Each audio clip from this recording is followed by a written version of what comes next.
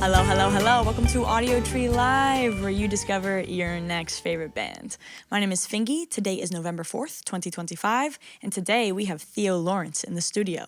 With a voice that echoes classic country but speaks with fresh eyes, Theo is the modern-day country crooner. Take it away. 1, 2, 3.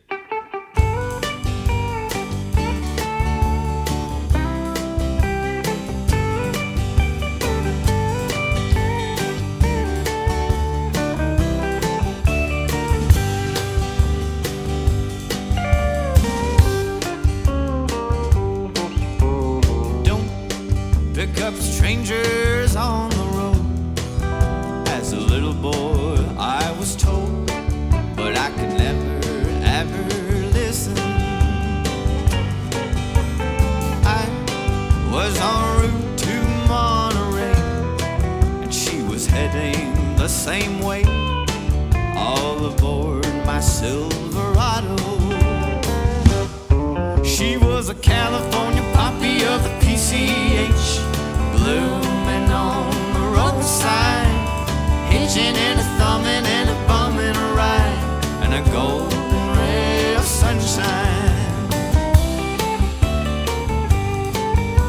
She was a hipster from the town, smoking reefer by the pound, and her ways were kind of groovy. She kept her shades on for the ride. Now there was something she was trying to hide. I couldn't put my finger on it. She was a California poppy of the PCH, blooming on the roadside, a hitching and a thumbing and a bumming a ride, and a golden ray of sunshine.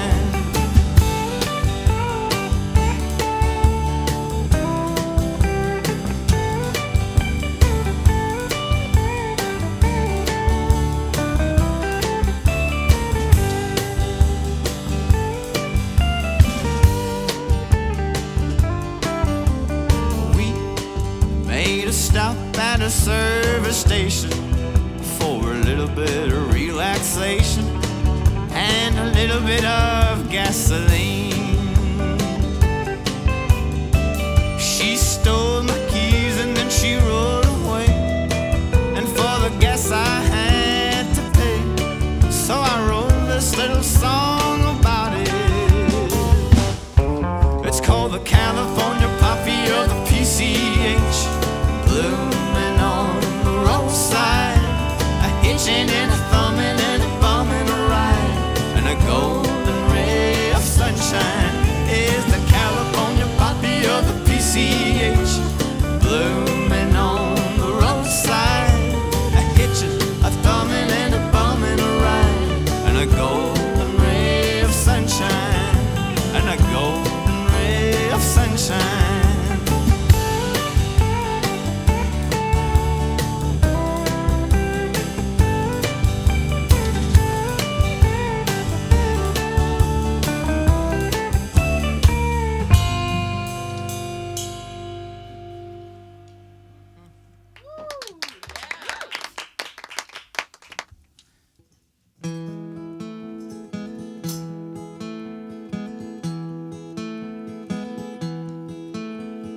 Long time ago we were laughing. Long ago I was taking it easy with baby. I didn't worry too much and my hair was long, doing my thing and singing my song in the afternoon. A long time ago we were dancing. The flame of love was lightning in the eyes of baby. I was taking it easy and keeping it cool. She was solid gold in the hands of the fool, my baby. The snow comes around in December, the roses all bloom early June. There comes a time you believe it, and baby, I'll never get over you.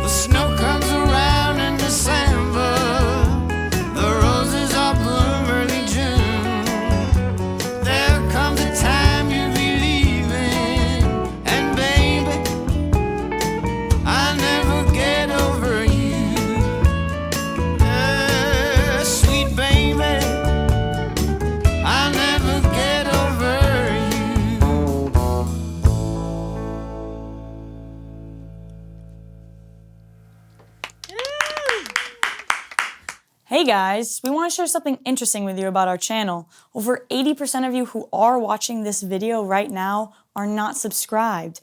So please hit that subscribe button down below and we'll keep bringing in all the best bands from around the world to play for you. Okay, back to the show. So, Theo, I have yet to hear of the Paris, France to Austin, Texas pipeline, yet you made it here to the States. You've played a lot of our music. Was it intimidating coming all the way here and moving here and making that jump, or was it fully led by excitement? Well, I met Thibaut in Paris. I was living in Paris, and Thibaut was living in Bordeaux. So I started playing with Thibaut and his friends in Bordeaux.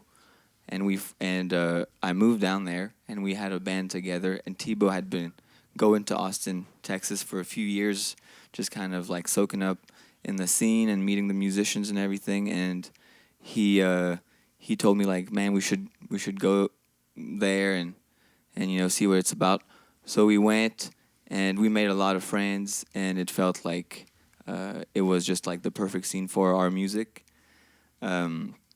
And we were a little frustrated by that in France because we felt like we had reached the max that we could do with that type of stuff in a country where nobody really knows anything about it. So it just made a lot more sense to play it over there, and so that's how we came about Austin. And so no, it was not intimidating. It was just like it just felt like that's what we had to do. Yeah, it made sense. Yeah. And it helps that you got a buddy that has already scoped it out and been like, hey, exactly, this is real. Yes. In 2019, the first time you went, do you remember the feelings you were experiencing and the thoughts you were experiencing? Yeah, it was great. We met Billy on bass right here, who had a studio and that did some recordings. And, just we're going out every night and like listening to amazing musicians and playing. And it just felt like we were finding our scene a lot more than what we knew back home. So it felt amazing. And it was definitely one of my favorite trips in my life. And it lasted about a month and kind of switched my brain around. Yeah. So. Definitely rewired it. Yeah. No, and I couldn't imagine how challenging it must be to, be in Paris, make this music where there's no scene for and no support. Mm-hmm. And it also is inspiring to hear that despite the lack of external validation of this music back home, you still knew that this was your true avenue. Mm-hmm. Did that contrast of interest inform you that, okay, this is really what I need to be doing? Or was it a bit challenging to know that this was the thing? Well, personally, I grew up kind of fantasizing that American music over in France just precisely because I didn't grow up around it at all. Mm. So my only approach to it was through culture and like records and like books and movies. Mm. So it was all kind of in the mind. Which I think led me to gravitate towards more of like the traditional stuff because I completely just listened to it or consumed it with like a fresh French mind or someone that doesn't really know what it's that didn't grow up in that environment, and so I just like really fantasized it and needed that. And I feel like I wanted to go to the U.S. to play it to also confront those songs to the audience, that will get it more, just as a test also to see if those songs, would work and if we could do it, or if we would fail. So we just needed to try it. Right. So essentially, you almost built your own mental ecosystem of American media culture so that the ideas from the outside didn't really permeate that fantasy that you had. Yeah, I think people have been doing that since the 50s. Right. That's what the Beatles were doing in England. That's what everybody has been doing in Europe. A lot of people they love, America and its soft power. And so, we just consume it from from afar. And that's how I came about it. Yeah. Yeah. Very interesting. And I remember reading something that surprised me. You said that you weren't shooting, or shall I say, you weren't trying to make indistinguishable music. You were trying to make music that any other country great could have written. Why that path as opposed to trying to carve out this unique sound? Well, I think I probably said that at the time about this album, Sherry, that's on the table, because that was the intent of that album, was to do a traditional kind of like Nashville 1960s country album. So that was 4 years ago, so maybe things have changed a little more, and the approach that I have now towards writing song is a little different. But at the time, it was exactly what we were trying to do, is just to write standard country songs, just because I feel like, especially in country where, you know, the past and tradition are like important things that are at the core of that style, since it was like commercialized almost. It's always been about, you know, old things. That's what that familiar feeling that I like about country music. So that was the intent of this album. And you know, it's kind of like Leon Russell, if he writes a song like Masquerade or A Song for You, he's trying to write like, he's not trying to write a Leon Russell song. He's trying to write songs for that Ray Charles or Frank Sinatra could have sung, like in the terms of like classic. And I really value that, especially in country music, where I feel like there's a lot of classic songs and classic repertoire. And then the whole challenge is to sing it with your own twist.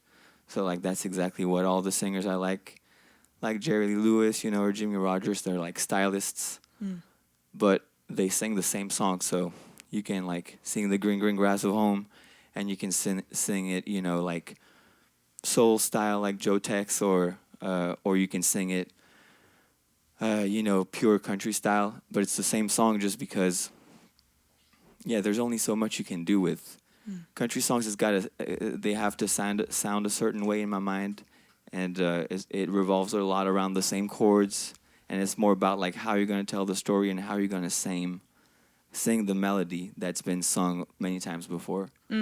So that was what we were doing at the time of Sherry. Right. But I think what we're doing now has evolved a little bit from that. Yeah, and give me a peek into that. I know you've been working with Melissa Carper. I interviewed her as well here. What a legend. Yeah. How did that come to be?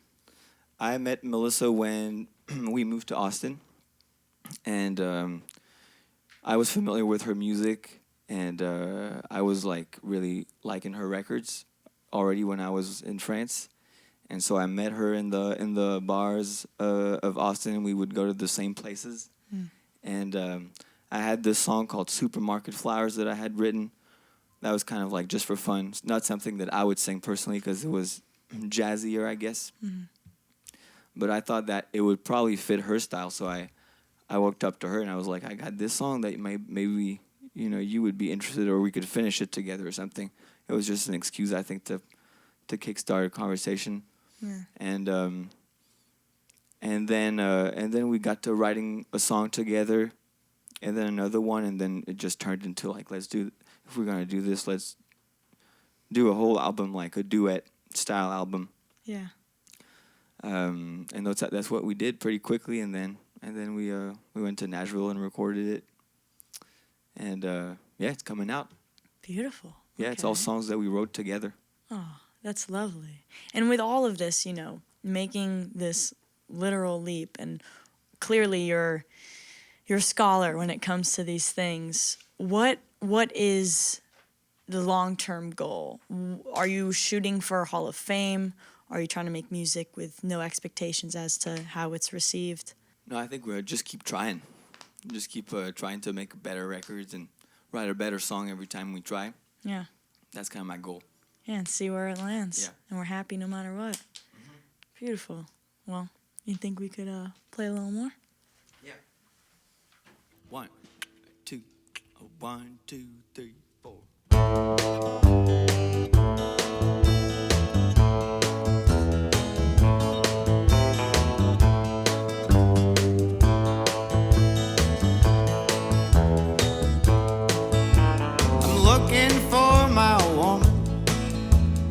nowhere to be found. I call her mom and daddy, I've been searching all around. I rang and rang her number, even sent a telegram, reading, little darling, won't you come home to your man? Little Lily, darling, won't you come home to your man? I've been searching for you, woman, all over the land. We had a little disagreement, it turned into quite a fight. She said she won't be back again. I said, well, that's alright. She packed her bags and left me, rode into the open wide. Tomorrow was our wedding day, and I can't find my bride. Little Lily, darling, won't you come home to your man? I've been looking for you, woman, all over the land.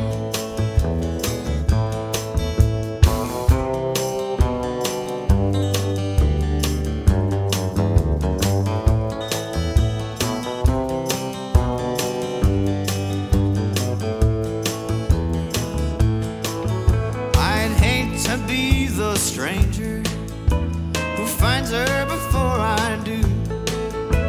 You know I really miss her, and I know she misses me too. So if you see my woman, you'd better let her know that I'll be at the chapel with her little band of gold.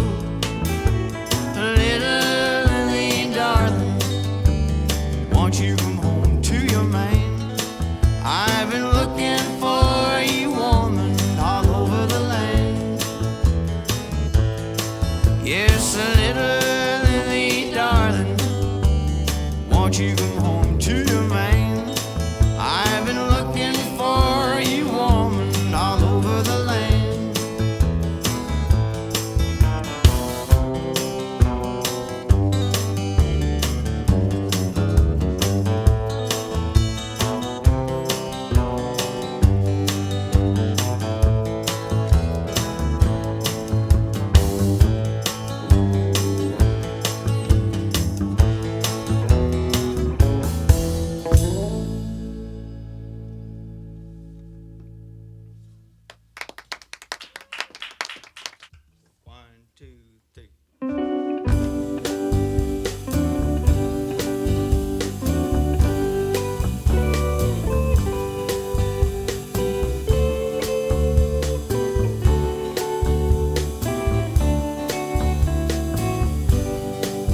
Someday you shall be given a stone of emerald hue.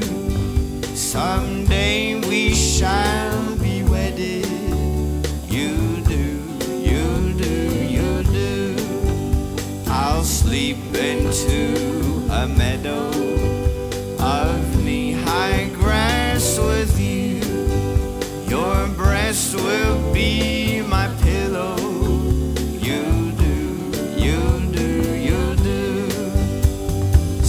By step and hand in hand, underneath the cross we'll stand. Won't you, Lily, let me hold you in my arms? I've dug deep in the coal mines, way down the ocean blue, and I'm so glad I found, so glad that I found you.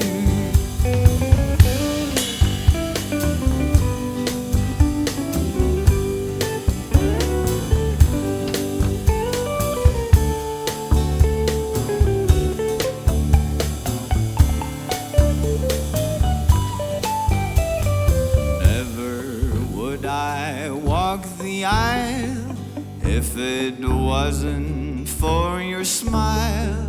Won't you, Lily, let me hold you in my arms?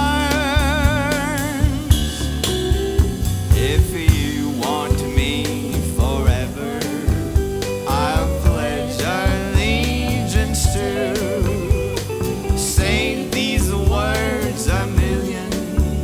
I do, I do, I do. Say these words a million. I do, I do, I do.